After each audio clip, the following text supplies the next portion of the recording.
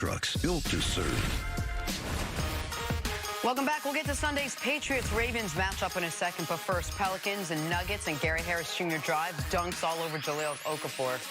Go get it, Gary Harris Jr. Now, he's a player whose name you might hear in some trade rumors around mid-season if the Nuggets are going to try to add an all-star. He's a good player. This was an excellent win for the Pelicans last night, by the way. One of Izzo's Michigan State kids. Oh, you're right about Do you that. give Jahlil Okafor points for a chance? Yes, he's trying to contest. Nobody ended with a broken hand there, did they? Clippers Nah, but and somebody got Spurs. put on a poster. Yeah, that's true. Kawhi picking DeMar DeRozan's pocket, gets the easy jam on the other end. The claw, before he elevated to a finals MVP, we knew that Kawhi Leonard was one of the best two-way players in basketball. The defense is always going to be there. I think the Clippers, they're probably going to be the best defensive team in all the NBA. Kawhi played great, nice and rested after a night off before the calendar hits November. Great game by Kawhi last night, 38. Niners and Cardinals, George Kittle. Catching the slant, breaking the first tackle, throws Buda Baker out of the way, and dives in for that score. Jenna, that's a great individual effort. He had to scare early, hyperextended the knee on a run play, but came back and had a gutsy performance. Now, I knew that the 49ers were going to be able to have success with the tight end because the Cardinals are the worst in the NFL, but I was really impressed by the grit from George Kittle last night. And you love the mush face on Buda Baker, who's an excellent player who made some good plays on George Kittle early in that game. How about a little Minnesota high school football? Moose Lake Willow River wide receiver Logan Overdahl goes way up to make that catch. That's a great play. Was the ball being thrown to him, or was it being thrown to 24 behind him? Because, look, he goes up and gets it. 24 is right there. I can't tell. Oh. I can't tell. I mean, I know CC is not here, but is that Hall of Fame worthy? 100%. 100%. Here we go. The marquee matchup of the weekend, Ravens and Patriots. New England's defense has carried them to an 8-0 start, but they haven't faced a force yet this season, quite like MVP candidate Lamar Jackson. Pats lead the NFL in scoring defense. Ravens have the NFL's highest scoring offense. And tight end Nick Boyle proudly boasts they haven't seen anyone like our offense. Kenny, will the Ravens hand the Patriots their first loss of the season? Well, I picked the Ravens to be able to win this game, and that's because John Harbaugh is really, really good after bye weeks. He's got a 9-2 record after bye weeks, and one of those losses came in 2015 when the Ravens set a franchise record for number of players on IR. So I expect them to have a few new wrinkles that they haven't shown on tape thus far through this point in the season. But to Nick Boyle's comments, he's absolutely right. The Pats defense hasn't seen an offense like what the Baltimore Ravens have, but that's because they haven't seen a quarterback like Lamar Jackson. He's the first quarterback in NFL history to have 1,600-plus yards passing and 500-plus yards rushing through the first 7 games of the season. And so the way that the Ravens use him, not only in the run game, but what they do in terms of the passing game, being able to get him out on the perimeter and put pressure on the defense with the run-pass options that he has, that to me is what's going to be the challenge for that Patriots defense. The one thing I'll say about the Pats defense is we know that they're on a historic pace, but the one place that they can get got is in the run game because they're giving up 4.6 yards per attempt, which is 21st in the National Football League. So I look for the Ravens to feature a heavy dose of that run game, whether it's Lamar Jackson, Mark Ingram, Gus Edwards. This is going to be one of those fist fight in the phone booth type of games. And the Ravens, I like their chances in that type of matchup. And the run defense is actually even worse than what you just described when you say 21st in the league over the course of the season. Since week 4, so for takeaway weeks 1 through 3, they're giving up 5.7 per carry, which is 32nd in the NFL out of 32 teams. Why has the bad run defense not hurt the Patriots in any way whatsoever?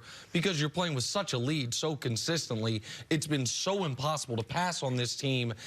Teams are forced to pass. They can't pass. They turn the ball over. They give short fields. All of a sudden, you're down 17 points. Even in that Browns game, on the second of the 3 consecutive turnovers, that happened on a 60-yard Nick Chubb run right up the middle where he gashes the defense. I think it's caught from behind, fumbles the ball, and obviously that turns into a huge negative for Cleveland after it otherwise would have been the sign of what they could do. Throughout that football game, Nick Chubb was having success running the football.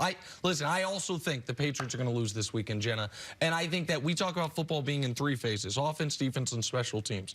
Pats have played 8 games. If you were to rank their previous 8 opponents and include the Ravens, so 9 available options, the very best offense of the 9 that they would have faced is Baltimore. The very best special teams of the 9 that they would have faced is Baltimore, and the second best defense that they would have faced is Baltimore. I think Buffalo has a better defense. And maybe the very best quarterback, if you take Baker out of it. No. Right now, there's no maybe about it. Yeah. People would say, what about Ben Roethlisberger in week 1? But he was probably already hurt. Well, yeah, I mean, if his elbow was, it's 17 passes later, he's gonna suffer that major injury. Right. Then how healthy was he have been in that game? In week 1? And that Steelers offense was its first game with no AB, dealing with all the transition. So no, this is, and for a while, Baltimore's, all their gaudy offensive numbers were being buttressed enormously by the 59-point explosion in week 1. Miami game. But now you've played half a season. So every